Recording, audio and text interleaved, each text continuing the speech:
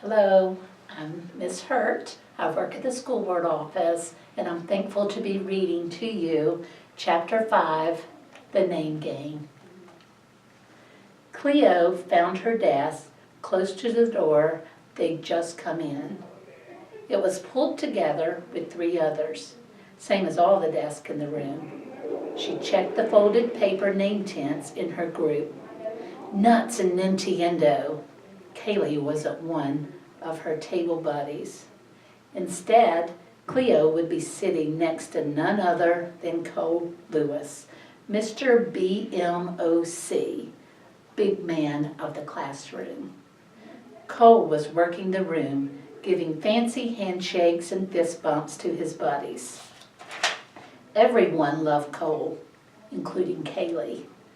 Cleo was not impressed. The fact that he was Lexi Lewis's twin probably didn't help. Kaylee was one table over, on the other side of where Cole would be, when he finally stopped chatting it up. Kaylee was changing her first name from Michaela to Kaylee on her name tent. She and Cleo had come up with the nickname in 2nd grade so that they could have the same first and last initial. Cleo grabbed her name tent, pulled her favorite purple pen from her backpack, and wrote Edison in cramped, slopping letters between Cleo.Chapter and Oliver. Then she added a comma and CEO to the end. Lucky Kaylee, she was sitting across from sophisticated and stylish Amy Lee Martinet, a girl with beautiful, long, reddish-brown hair who spoke 3 languages and whose family vacationed in faraway places like France and Cape Verde Islands.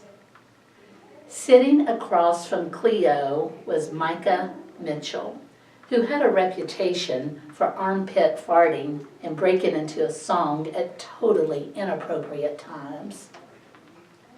The 4th seat belonged to Anusha Chatterjee. With that last name, you might have thought she was born to talk, like Cole Lewis apparently had been, but she was the quietest girl in the whole school. Cleo would bring her out of her shell. That's probably why Mr. Boring had put them together. Hi, Anusha. Did you have a good summer? Yes. Anusha bent over to put her things in her desk, and that was the end of the conversation. Ah, well, all worthy projects took time. Cole's rear end finally made touchdown. He reached out and nudged Cleo's arm. Hey, Cleo, what's up? Fortune Enterprise stocks, she said with satisfaction. She had looked online that morning. One day, soon, she would be a shareholder herself. Cole gave her a funny look. He turned to Micah. How you doing, table buddy? They slapped a high five. You can think I'm strange all you want. Cole Lewis, I'll be laughing all the way to the bank. Mr. Boring blew into a small wooden thing. It looked like the carved handle of a crank or the top of a candlestick, but it quacked like a duck. Quack, quack, quack. The ridiculous sound definitely got their attention. It also made everyone laugh. Cleo liked Mr. Boring already. Once everyone quieted down, Mr. Boring did not do the usual boring thing of calling roll.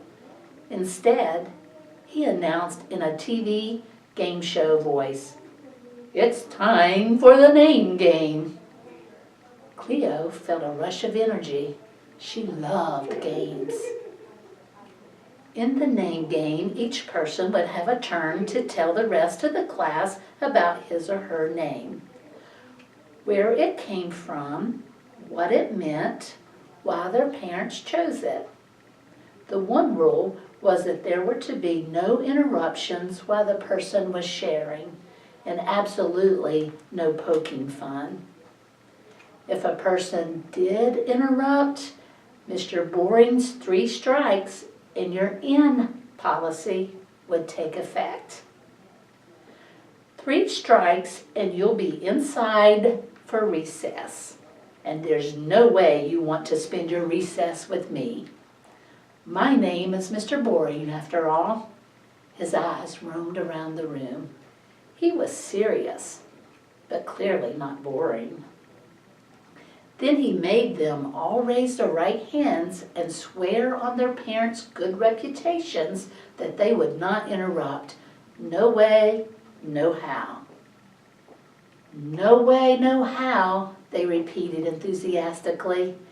Now that we have the formalities out of the way, let's play the game. Cleo was disappointed that this game didn't have a winner, and even more disappointed when Mr. Boring started on the opposite side of the room. She was bursting with things to say, but still, it would be fun to learn about people's names and how they got them. More fun than doing some time-wasting assignment, that was for sure. She listened, more or less, to her classmates, all the while crafting what she would say about herself. Steffi Lee had been named after his midwife who delivered her. After the midwife who delivered her. Tessa Hutchfield was named after her grandma. Amy Lee's parents had just liked the sound of the name. It was musical, which was fitting because so was Amy Lee. She had the best singing voice of anyone at New Heights Elementary. Kaylee, Michaela had both been named after an archangel. Is an archangel like an archenemy? Quentin McDowell asked. He'd gotten his name, which meant 5, from being the 5th kid in his family. Not exactly, Mr. Boring said, although they have this prefix in common, don't they? He wrote the words on the board and underlined the arch part on both. Arch means chief, so an archangel would be top dog in a company of angels. And an arch enemy would be someone's chief nemesis, his or her number 1 enemy. Cleo imagined Lexi Lewis's smug face. Kaylee, on the other hand, had been her arch friend since 2nd grade. How did Cleo never known that her best friend was named after the top dog of a company? No wonder they had always gotten along so well. Finally, they got to Cleo's table. Cleo was about to raise her hand, but Mr. Boring called on Anusha first. She spoke so quietly, Mr. Boring had to ask her to repeat herself. Her name came from an Indian word that meant beautiful morning star. Everyone thought that was really cool. Cleo wondered if her name had a meaning. She'd have to look into that. She started to raise her hand again, but Cole got to go next. She had had butterflies in her stomach earlier, but not anymore. Now she had bats. The waiting was killing her. Cole was named after a famous singer, Nat King Cole. He started impersonating the man singing, "Unforgettable, that's what you are." He was so cheesy. Cleo looked at Kaylee, planning to roll her eyes, but Kaylee's gaze was fixed on the singing fool. Why did her face look so dreamy? Oh, Kaylee. Mr. Boring asked Cole if his twin sister was also named after someone famous. "She's named after a car," Cole snickered. "Our mom always wanted to have Alexis." Alexis. Get it? Now he laughed loud, like a donkey. Maybe Cole Lewis wasn't so bad after all. If he could laugh at his sister. Lexi Lewis had been named after a car. Cleo would keep the info in her back pocket, just in case. Finally, Mr. Boring called on her. And how about you, Cleopatra? She liked the way he said her name, long and drawn out, with a thrill of the R like an actor in one of those Shakespeare plays. I'm extremely curious to know how you got your intriguing name. Intriguing? He hadn't called any of the other kids' names that. Cleo's heart hammered. Her mouth went dry. She was still eager to share, but she was also crazy nervous, she realized. I got it from my birth mom, she began proudly. Your what? It was Rowdy Jimmy Ryerson.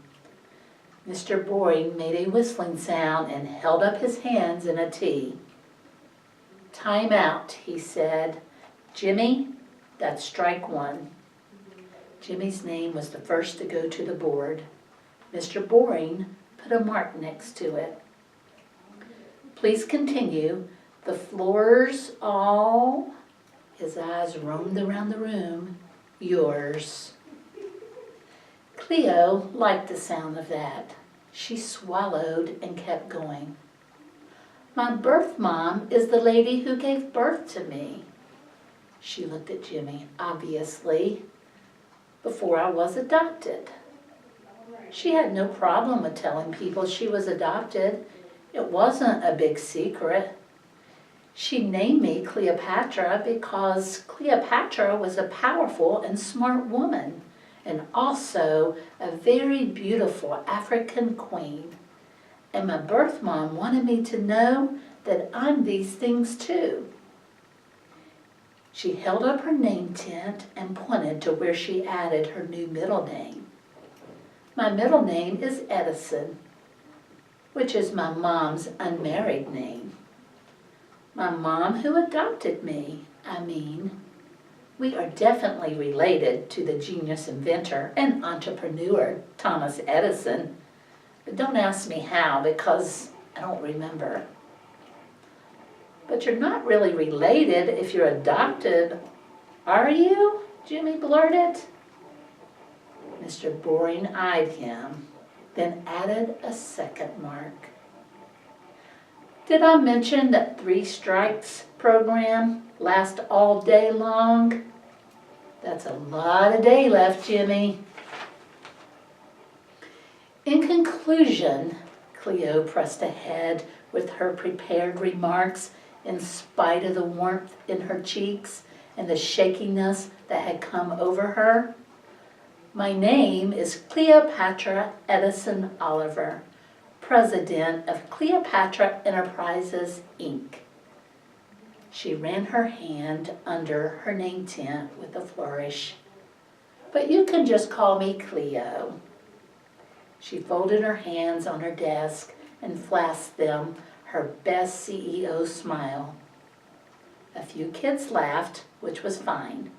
She had meant for her audience to be entertained.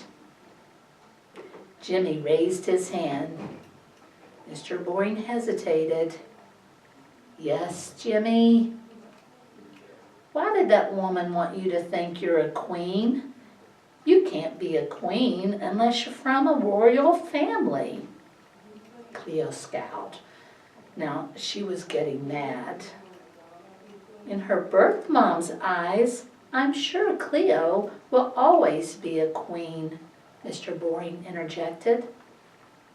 A pain shot through her chest, as if her heart were a peeled orange and someone had stuck in their thumbs and pulled it into 2 sections. Mr. Boring smiled at her, a nice smile. Heat rushed to her face. Cleo blinked away the tears that had sprung to her eyes in a surprise attack. Thank you for sharing, Cleo. Micah? Cleo didn't hear anything of what Micah said. The name game had turned out to be the lame game, and a little bit the shame game. Anyway, it was a real stinker.